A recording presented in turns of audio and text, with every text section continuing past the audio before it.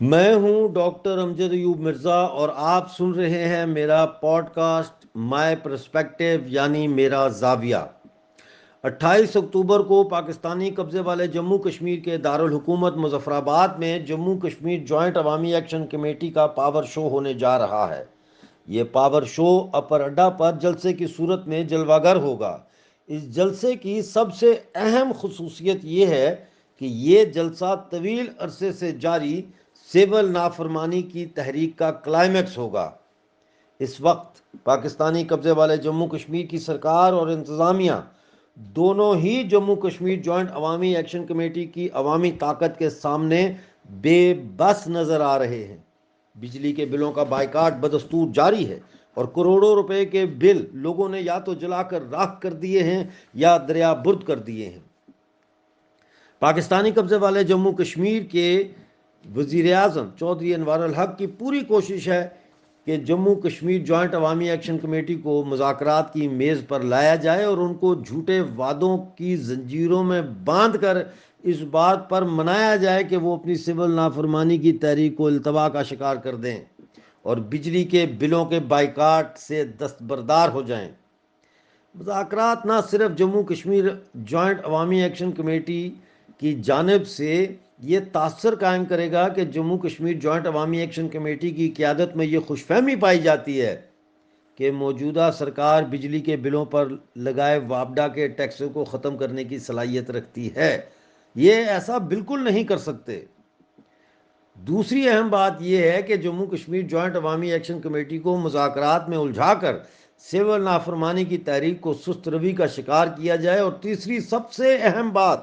Jammu Kashmir joint عوامی action committee کی قیادت میں تحریک کو چلانے کے حوالے سے اختلاف رائے پیدا کر کے جموں کشمیر جوائنٹ عوامی ایکشن کمیٹی کی قیادت کو اندر سے توڑا جائے۔ ابھی تک چودھری انوار الحق کی سرکار گرفتاریوں اور احتجاجی کیمپوں پر حملوں کے ذریعے جوائنٹ عوامی ایکشن کمیٹی کے عزم کو توڑنے میں کامیاب نہیں ہوئی، لیکن اگر جوائنٹ عوامی ایکشن کمیٹی کی قیادت مذاکرات کی میز پر یہ مطالبہ لے کر جاتی ہے کہ بجلی کے بلوں پر ٹیکسز ختم کیے جائیں تو یہ خود کو قانونی موشگافیوں میں الجھا لیں گے اور تحریک شکست سے دوچار ہو جائے گی۔ دوسری جانب جموں کشمیر جوائنٹ عوامی ایکشن کمیٹی کے پاس جو عوامی حمایت آج موجود ہے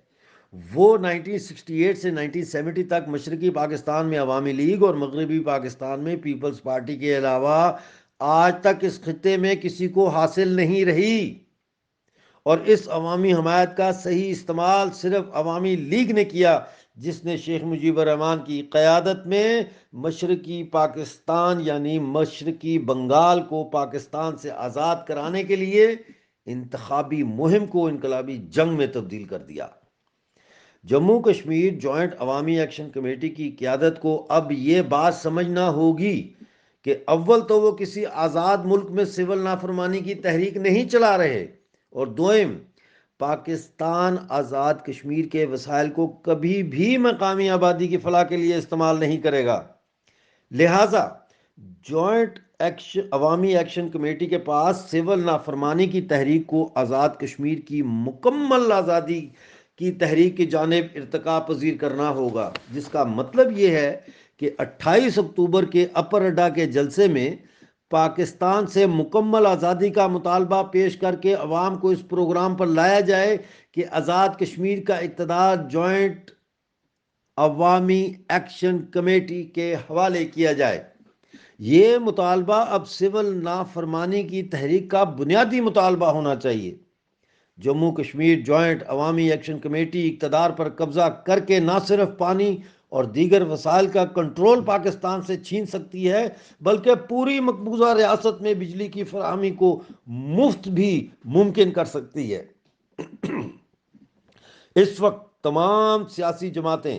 عوام کی سول نافرمانی کی تحریک کے سیلابی ریلے میں بہہ چکی ہیں اور بے توقیر ہو چکی ہیں۔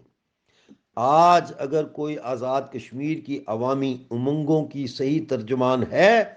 تو وہ صرف اور صرف جموں کشمیر جوائنٹ عوامی ایکشن کمیٹی ہے،